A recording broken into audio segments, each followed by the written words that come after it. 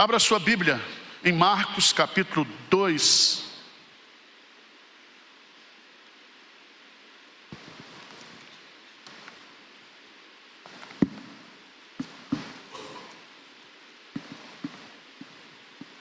Marcos capítulo 2, a partir do versículo 13. Diz assim: de novo saiu Jesus para junto do mar, e toda a multidão vinha ao seu encontro, e ele os ensinava. Quando ia passando, viu a Levi, filho de Alfeu, sentado na coletoria, e disse-lhe: segue-me. Ele se levantou e o seguiu.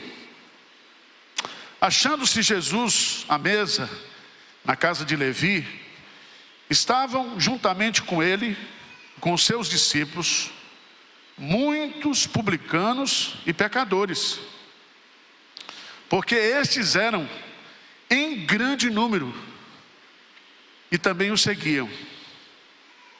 Os escribas dos fariseus, vendo comer em companhia dos pecadores e publicanos, perguntavam aos discípulos dele: por que come e bebe ele com os publicanos e os pecadores? Tendo Jesus ouvido isto, respondeu-lhes: os sãos não precisam de médico, e sim os doentes. Não vim chamar justos, e sim pecadores. À luz desse texto, eu quero meditar com vocês nessa noite sobre o tema: Jesus chama a todos os pecadores. Quem é pecador aqui, levanta a mão. Todos nós somos. E Jesus, ele veio ao mundo para nos buscar, porque o Filho do Homem veio buscar e salvar o que se havia perdido.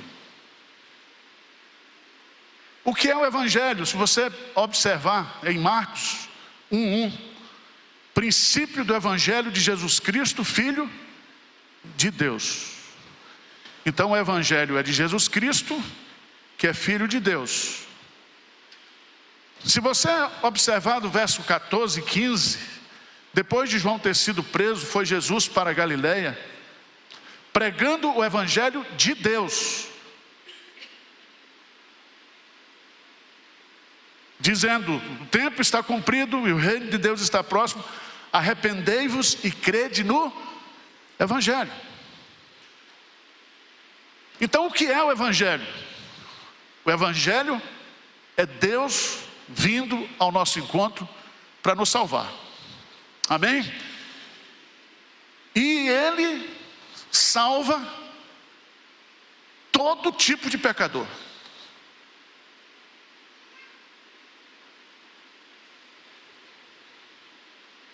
Aqui no texto, eu queria tirar 3 lições, fazer um sermão textual. Primeiro, versos 13 e 14. De novo saiu Jesus para junto do mar, e toda a multidão vinha ao seu encontro, e ele os ensinava. Quando ia passando, viu a Levi, filho de Alfeu, sentado na coletoria, e disse: segue-me. Ele se levantou e o seguiu.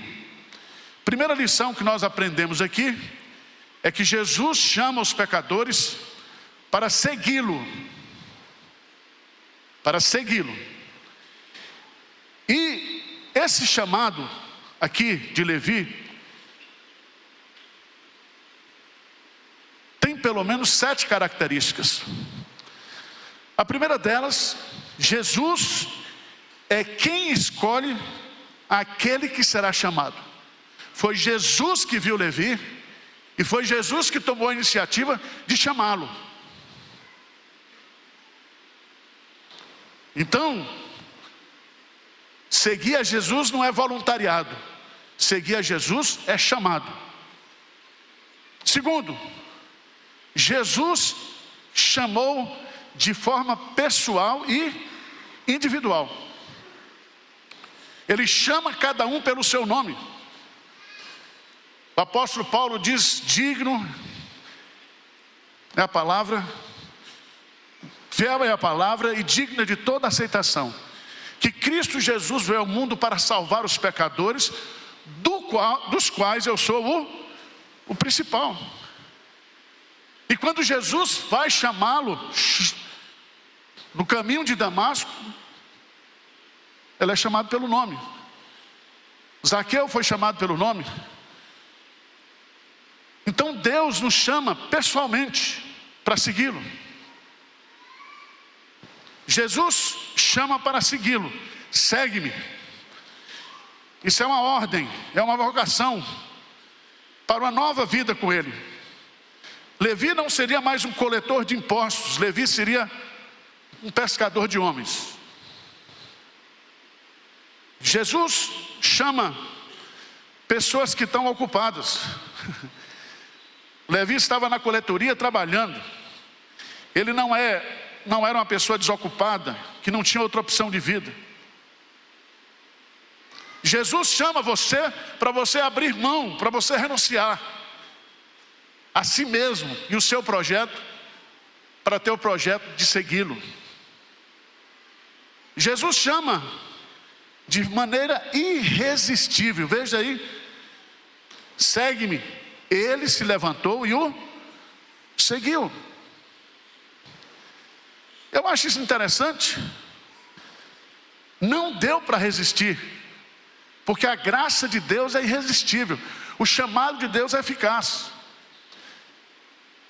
Eu como pregador, nós como pregadores, nós chamamos aos ouvidos, mas Deus chama do coração, de forma irresistível. Por isso que todo aquele que crê no coração e confessar com a boca será salvo. Ninguém, irmãos, pode resistir ao chamado de Jesus. João capítulo 6, versículo 37. Evangelho de João 6, 37. Por favor, leiam comigo esse versículo da palavra de Deus. O que diz? João, vamos ler juntos? Todo aquele que o Pai me dá, é pegadinha. Todo aquele que o Pai me dá, esse virá a mim, e o que vem a mim, de modo nenhum o lançarei fora. É o Pai que traz, é o Pai que nos leva. Lá na oração sacerdotal, Jesus ora reconhecendo: aqueles que me deste no mundo. Ou seja, eu e você somos presentes de Deus para Jesus Cristo. Jesus chama para uma missão. Ele vai ser discípulo. Jesus chama para uma nova vida.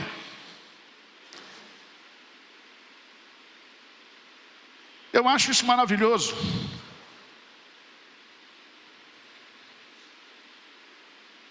Por que o Evangelho hoje não está dando ênfase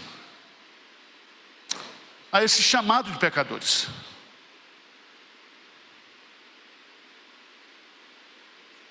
Mas eu vejo uma segunda lição aqui, por favor, versos 15 e 16.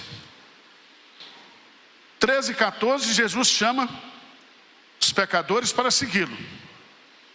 Versos 15 e 16, Jesus chama os pecadores à comunhão com Ele.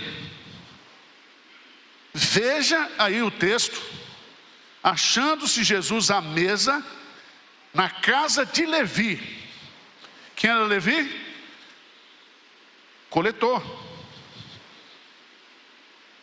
Estavam juntamente com ele e com seus discípulos, o quê?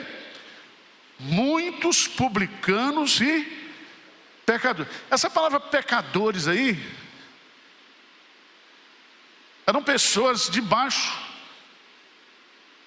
reputação moral. Os publicanos aqui eram pessoas que estavam à margem da sociedade, que estavam sendo desprezada pela religião da época.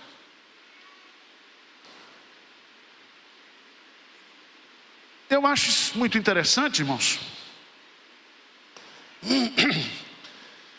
Veja aí no versículo 15. Muitos publicanos e pecadores, porque estes publicanos e pecadores eram em grande número e também o que o seguiam. Mas o que é bonito aqui é que Deus não só nos chama para ser discípulo, para segui-lo, mas para estar com Ele, para ter comunhão com Ele, para vivermos na presença dEle. O chamado, ou no chamado eficaz, nós somos unidos a Cristo. Nós passamos a ter comunhão com o Pai, com o Filho, com o Espírito Santo. Nós vamos participar também da comunhão dos santos. Então a igreja é uma comunidade de pecadores que tem comunhão com Cristo. Veja lá em Marcos capítulo 3. Marcos capítulo 3, versículo 13. Vê comigo esse versículo. Marcos 3, 13. Diz assim: depois subiu ao monte e chamou os que ele mesmo quis, e vieram para onde? Para junto dele. Para junto dele. Eu queria que você entendesse isso. Às vezes, quando a gente se converte, a gente se afasta dos amigos que não são crentes.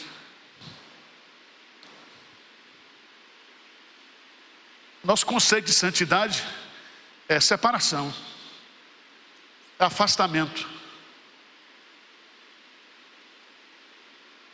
E tem muita gente que a gente gosta, que a gente se relaciona na família, no trabalho, na universidade, que são pessoas que nós temos que nos aproximar dela,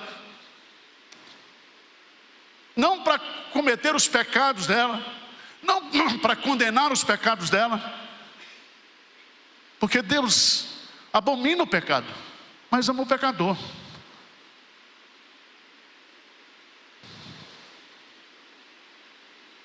Veja, irmãos, veja que Jesus já estava sendo perseguido pelos santarrões da época. Veja no capítulo 2 de Marcos, versículo 6, quando Jesus disse ao paralítico: filho, os teus pecados estão perdoados. Alguns escribas estavam assentados ali e arrazoavam em seu coração: por que fala ele deste modo? Isso é blasfêmia. Quem pode perdoar pecados senão um que é Deus? E Jesus não está percebendo. Qual é mais difícil dizer ao paralítico: estão perdoados os seus pecados? Ou dizer: levanta, toma o teu leito e anda. Ora, para que saibais que o Filho do Homem tem sobre a terra autoridade para perdoar pecados, disse ao paralítico: eu te mando, levanta-te, toma o teu leito e vai para a tua casa. No versículo 16, esses mesmos escribas e fariseus foram lá no jantar. E no versículo 16, os escribas dos fariseus, vendo comer em companhia dos pecadores e publicanos, perguntavam aos discípulos dele: por que come e bebe ele com os publicanos e pecadores? Ou seja, para essa casta religiosa, Jesus não poderia ter contato para não ser contaminado. E é justamente o contrário. Somente aquele que é santo pode santificar. Somente aquele que é puro pode purificar. E não é possível alguém ser purificado, ser perdoado, se Jesus não tivesse vindo ao nosso encontro. Eu estava perdido, você estava perdido, e Ele nos achou. Veja, meus amados irmãos, no versículo 24 de Marcos 2, advertiram-no os fariseus: vê, porque fazem o que não é lícito aos sábados. Depois Jesus cura o homem da mão ressequida, e veja lá em Marcos 3:6, o que diz lá? Retirando-se os fariseus, conspiravam logo com os herodianos contra ele, em como lhe tirariam o quê? A vida. Veja que religiosidade doentia. É uma religiosidade que mata, que quer matar o outro, porque o outro é pecador, porque o outro está tendo contato com pecadores. Eu fico pensando, se Jesus vivesse hoje, Ele não iria lá na Augusta de Baixo fazer uma visita para aquele povo lá. Se Ele não iria lá, como o nosso pessoal está indo aí na Cracolândia, nas meninas que se prostituem lá na Estação da Luz, onde Jesus estaria? E como nós reagiríamos numa situação como essa?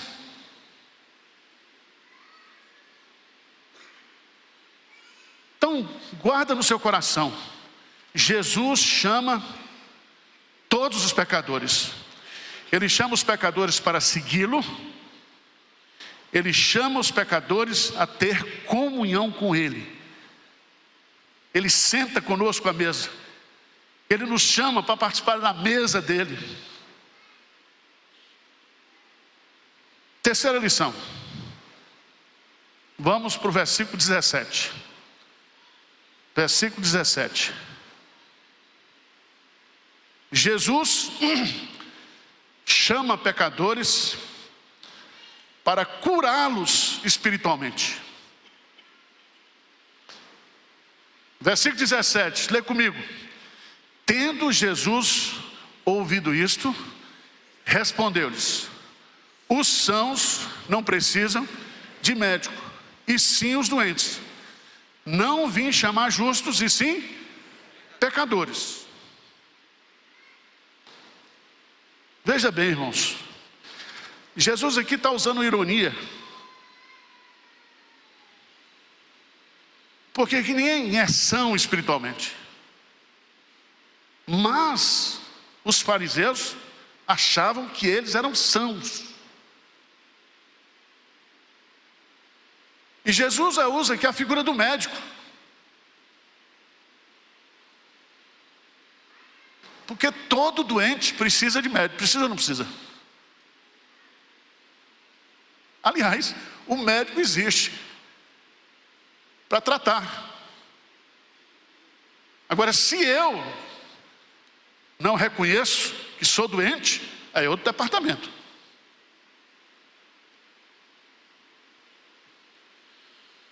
Três tipos de pacientes que Jesus não pode curar. Primeiro, aqueles que não o conhecem.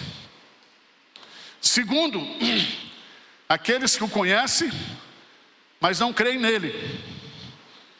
Terceiro, aqueles que não admitem que precisam de Jesus. Não precisa. E muitos desses que se acham religiosos, eles seguem os falsos mestres, os falsos profetas, a falsa religião. Lá em Jeremias 6,14, Jeremias 6,14. Lê para mim, por favor. Jeremias 6,14. Diz assim: curam superficialmente a ferida do meu povo, dizendo paz, paz, quando não há paz. Só Jesus pode nos curar. Só Ele é poderoso para nos curar. Veja, por favor, Jeremias capítulo 23. E aqui há um perigo muito grande. É da pessoa viver uma religiosidade sem Jesus. E se você não tem Jesus, você não está curado. Você não está são. Você não está saudável espiritualmente. Jeremias capítulo 23.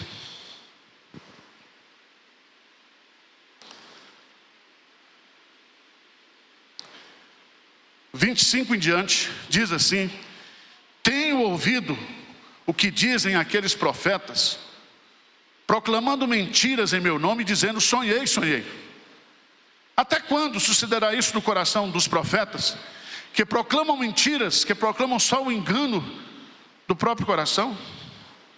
Os quais cuidam em fazer que o meu povo se esqueça do meu nome, pelos seus sonhos, que cada um conta ao seu companheiro, assim como seus pais se esqueceram do meu nome por causa de Baal.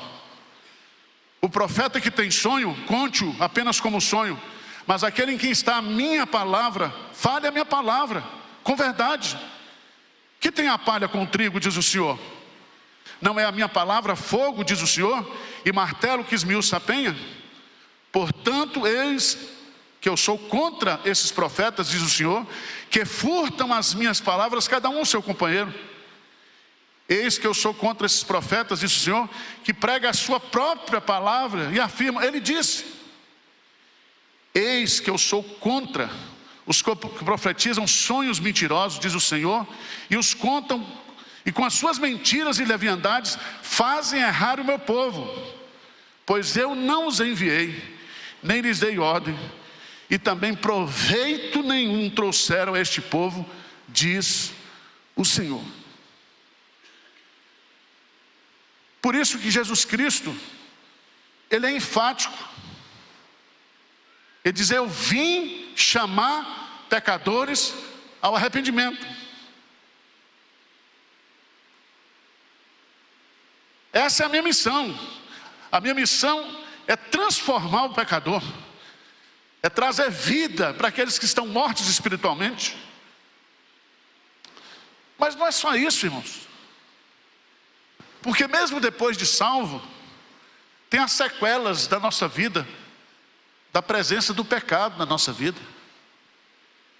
Há problema de vícios, há problema de pensamentos errados, comportamentos errados. A salvação nos dá a glorificação automática, pelo contrário.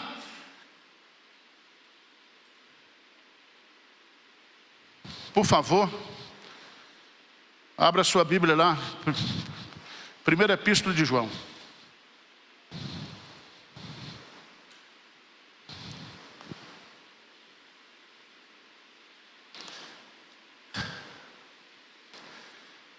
Versículo 5, ora a mensagem 1:5. Ora a mensagem da parte dele, temos ouvido e vos anunciamos é esta, que Deus é luz e não há nele treva o quê? Nenhuma. Se dissermos que mantemos comunhão com ele e andarmos nas trevas, mentimos e não praticamos a verdade. Se porém andarmos na luz, como ele está na luz, mantemos comunhão uns com os outros, e o sangue de Jesus, seu Filho, nos purifica de todo pecado. Se dissermos que não temos pecado nenhum, a nós mesmos nos enganamos, e a verdade não está em nós. Se confessarmos os nossos pecados, Ele é fiel e justo para nos perdoar os pecados e nos purificar de toda injustiça. Se dissermos que não temos cometido pecado, fazemos-lo mentiroso, e a sua palavra não está em nós. Jesus nos curou, Jesus nos salvou, Jesus nos trouxe a comunhão com Ele. E o foco de Jesus somos nós, pecadores.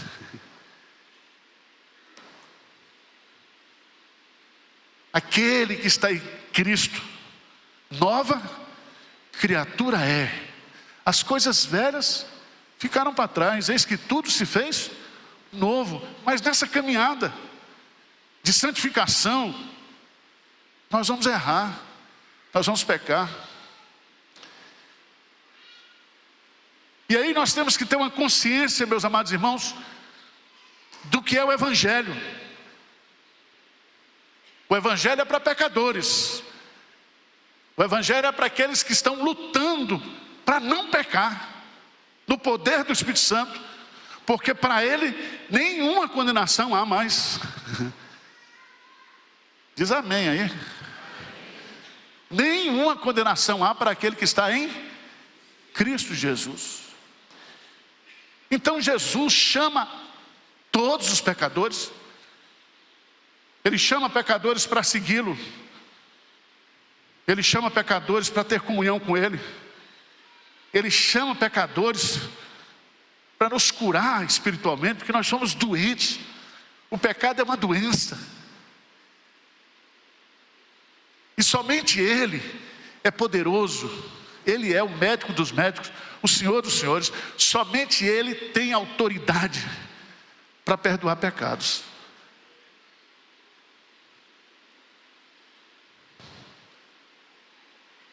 Quem é você? Você é um pecador que ainda não recebeu a cura de Jesus? Você é um pecador que ainda não entendeu que se você morrer nos seus pecados, você será condenado eternamente? Você reconhece o seu pecado e reconhece que somente Jesus pode salvá-lo, pode curá-lo. Nenhuma religião, nenhuma religiosidade, nenhum guru espiritual, nenhum outro, porque só há salvação em Jesus. E você está aqui nesta noite perdido. Você é um pecador que acha que não precisa de Jesus, mas você precisa de Jesus. Sabia disso? Eu queria dizer uma coisa para você. Deus ama você. E a Bíblia diz: porque Deus amou o mundo de tal maneira que deu o seu Filho unigênito. Com que propósito? Para que todo aquele que nele crê não pereça, mas tenha o quê? A vida eterna. A vida eterna. Mas você não é pecador, você é um santo. E o que é ser santo? Na Bíblia é ser um pecador que já foi perdoado e justificado por Cristo, mas você continua pecador. E se Jesus resolvesse botar no telão aqui os seus pecados, você não ia gostar, nem eu. Eu desligava o telão na hora. Mas Ele está aqui para curar você, para restaurar você, porque Ele cuida de nós. Ele não somente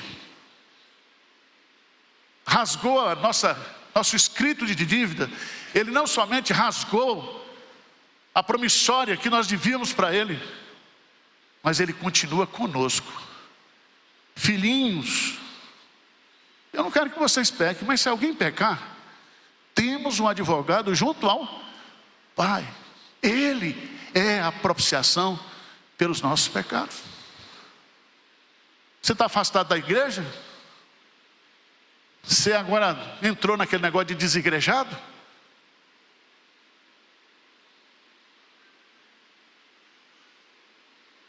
Vamos ficar de pé?